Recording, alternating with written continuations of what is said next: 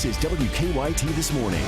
Good morning to you and welcome in on your Tuesday. I'm Bill Bryant. And I'm Rebecca Smith. Hope your Tuesday's off to a great start. A big day in Kentucky, of course, Inauguration Day, and also now at 6:30, heartbreak grips a central Kentucky town. A family still struggling to deal with the tragic death of a 6-year-old boy at the hands of a killer. It's official this morning. Kentucky is under the leadership of a new governor. We'll have a look at the events lined up for Matt Bevin's Inauguration Day. And if you haven't seen this performance, you should. We'll give you a little sample of how this Kentucky man brought the house down on a popular TV show. And we're looking pretty good outside here in Lexington. I will tell you this, we're under a dense fog advisory in effect until 9 a.m. from the National Weather Service. Surrounding counties, yeah, we're still sitting in the 30s. It's a chilly start to the day. Once we approach the afternoon, it feels pretty nice, guys. I'll show you much better conditions, though, coming up. Well, police made an arrest in the murder of a central Kentucky boy, but the question's still out there. What many trying to understand this morning why this for sales family was targeted. Keep asking that question, and that is an answer that Ronald Exantis' attorney says we may never get.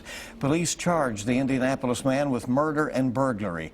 They say he stabbed 6-year-old Logan Tipton to death during a home invasion. Last night, hundreds of people joined Logan's family on the very field where he used to play football. They offered up prayers and support for his parents, who talked about the heartbreak they're now living with. WKYT's Mike Byer is at our live desk with more on their emotional reaction. Mike? In heartbreak and shock, hundreds of people came together for a candlelight vigil at the football field where 6-year-old Logan Tipton once played. Among those people who gathered at Falling Springs in Woodford County were Logan's parents, Heather and Dean. They came to the vigil and spoke to the crowd gathered around to support them. Logan's mother, Heather, told the crowd Logan was sometimes afraid of the dark and she would sing Silent Night to him to help him sleep. She asked the crowd to sing for him one last time. Before that, Logan's father, Dean, spoke to the crowd, calling his daughter a hero.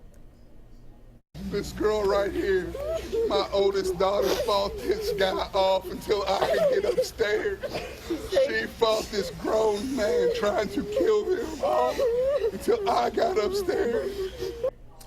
As for the man who is accused of killing the 6-year-old boy, Ronald Exantis of Indianapolis, he is charged with murder and burglary. Exantis appeared before a Woodford County judge Monday afternoon for an arraignment. A public defender representing Exantis said she feels certain he's mentally ill. A CBS affiliate in Indiana says Exantis did not have a criminal record in Indianapolis. The 32-year-old is currently being held on a $1 million bond. As of now, it's still unclear why Logan's home was targeted. His family said they did not know Exantis, leaving the close-knit community asking why. Meanwhile, a GoFundMe account has been set up for the Tipton family. So far, nearly $26,000 has been raised. At the live desk, Mike Byer, WKYT. All right, Mike, thank you very much. Well, there's been a change of command in Frankfort this morning. There is a new governor of Kentucky. He's in charge. Matt Bevin was sworn in at midnight as the 62nd governor of the Commonwealth of Kentucky. His lieutenant governor, Janine Hampton, was also sworn in. It makes her the first African-American to ever take statewide office in Kentucky. Well, that ceremony kicks off a day full of inaugural events. WKYT's Mark Barber is live in Frankfort with details on how you can take part. In the fog. Good morning. Good morning, Rebecca. And those inauguration ceremonies started early, as Bill was just mentioning. That private swearing in for Governor Matt Bevin happened just after midnight here at the State Rotunda. But now the lawn outside the State Rotunda here, it's filling up with fences, it's filling up with bleachers, as organizers prepared to pack 2,000 to 3,000 people onto this lawn later today for his public swearing in. Now, the day full of many inauguration ceremonies, and to celebrate this change of power starts at 8 o'clock this morning with an inaugural worship service.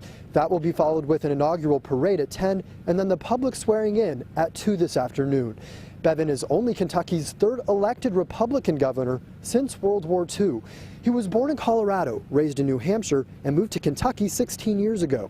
On the road to office, Bevin won the GOP primary by 83 votes. Bevin has promised that his administration will bring sweeping changes to health care. Now, that has already proven to be a divisive issue for many, but Bevin is asking everyone to unite on this new day for the state. If Republican and Democrat alike, if we rise to the occasion that has been presented to us for a fresh start, for a new day, then the greatest days of the Commonwealth of Kentucky are indeed yet to come. I look forward to leading that charge, but I need your help to make it happen.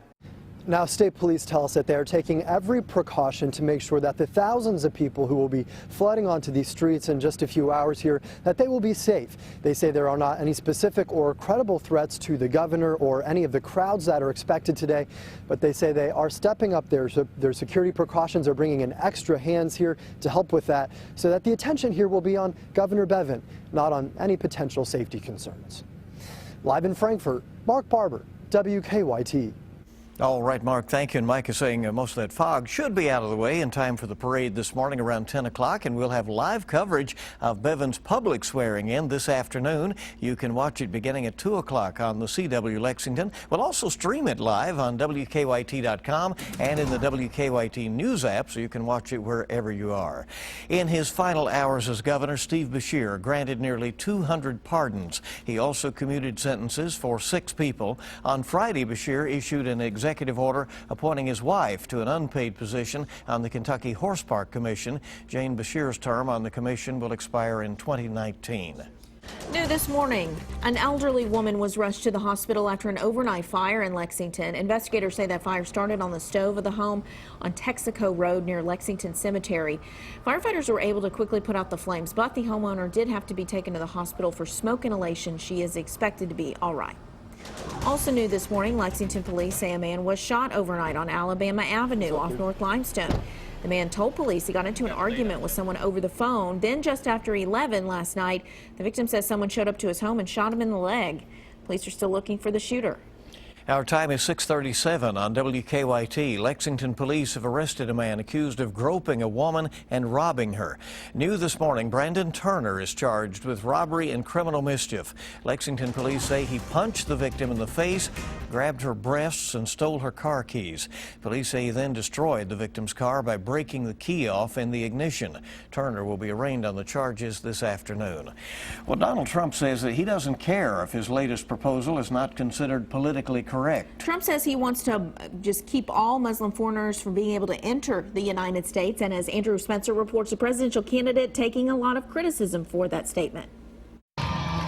Donald Trump has taken the idea of a religious test even further. Donald J. Trump is calling for a total and complete shutdown of Muslims entering the United States until our country's representatives can figure out what the hell is going on. Hillary Clinton called the suggestion reprehensible, prejudiced, and divisive. The Council on American Islamic Relations called Trump's idea outrageous, un-American, and reckless. This is exactly what ISIS wants from Americans, to turn against each other. Other Republican presidential candidates were also quick to distance themselves from Trump's proposal. Donald Trump always plays on everyone's worst instincts and fears, and saying we're not going to let a single Muslim into this country is a dangerous overreaction. Jeb Bush dismissed Trump on Twitter, calling him unhinged and saying his policy proposals aren't serious. Senator Lindsey Graham called on all presidential candidates to, quote, do the right thing and condemn Trump's proposal. But the line of supporters outside Trump's event in South Carolina shows he still has a lot of people on his side. He understands that if he can keep the media focused on him and focused on playing his rallies live, that he'll be able to connect with other people. Any other candidate would kill for that. But he gets the media attention because of how outlandish he is sometimes. Andrew Spencer, WKYT. Well, Kentucky Supreme Court will hear a case this week similar to others being heard around the nation. 2 former same-sex partners are fighting over custody of a 9-year-old girl. The biological mother cut off contact with her former partner. She has since married a man who wants to adopt the child. However, the other woman wants to block the adoption. The Kentucky Supreme Court will hear arguments in the case Thursday. Former Daymar College students who qualify for payments as part of a recent settlement have until Thursday to file a claim. Outgoing Attorney General Jack Conway's office says that only about 2,500 claims have been filed out of a pool of about 8,000 former students. Conway's office reached a $12.4 million settlement with the career college stemming from a lawsuit accusing Daymar of violating Kentucky's Consumer Protection Act. Students who completed at least one term of study at a campus between July of 2006 and July of 2011 are eligible to file a claim. A new study has named Ann Arbor, Michigan as the best college town in America. The report, put out each year by Wallet Hub, looks at things like the cost of housing, tuition, and the quality of education. Lexington landed right in the middle of the list, ranking 162 out of 326. Cincinnati actually came in 12th on the list. Louisville ranked 94th. Patterson, New Jersey came in dead last. Well, if you're looking for somebody to love, what about Jordan Smith? That's what the song would say. It was quite a song and a performance last night. Yeah, right? The judges on the competition show The Voice sure love him, and after last night, most of America does too.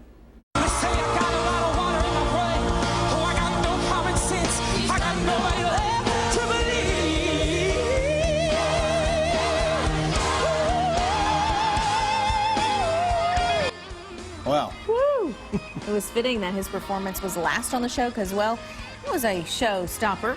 The crowded field on The Voice goes from 9 to 4 tonight, so we'll find out if Jordan makes it through. If you'd like to watch his entire performance, we have it all for you on WKYT.com, and it sure is something to see and hear. As we've been saying, he just owned the stage, owned that mic, and certainly the crowd. Pretty cool. Yeah, and from Kentucky. What about that? Let's get a check of traffic to see what's happening out on the roads this morning. Let's go out to Officer Don. Check on live drive traffic. Good morning, Don. Hey, good morning, gang. Well, it's pretty quiet right now in the Circle. We always keep an eye on the inner and outer loops of New Circle Road. Also, man-o-war from one end to the other. And getting an overall perspective of traffic flow, that's what we're able to do for you now because we can do that in real time as folks head into work. We're uploading their info, and you can see traffic seems to be moving okay. Basically, everything in the green, so that's great. Construction zones to worry about a little bit here and there, like the one on Todd's Road at Hayes Boulevard. Not a big deal getting past that as they continue to work. As we look at our drive times this morning, everything is holding steady. From Nicholasville is just 12 minutes. From Frankfort, it's going to take about 27. Now, if you're coming in from Clark County, I will tell you that police are running radar on I-64. It's right near the Fayette-Clark County line this morning, so you want to be extra careful there. Richmond, they're saying 38 minutes. It depends on where you leave from, but we're still getting across the Clays Ferry Bridge okay. Now back to you in the studio. Yeah, apparently really slowing down there on Richmond Road this morning with a high volume of traffic, so everybody just sort of keep that in mind this morning. Thank you, Don. 6:43 now on WKYT this morning. It's a picture that proves animals can recognize the value of a good wine. This is my kind of story.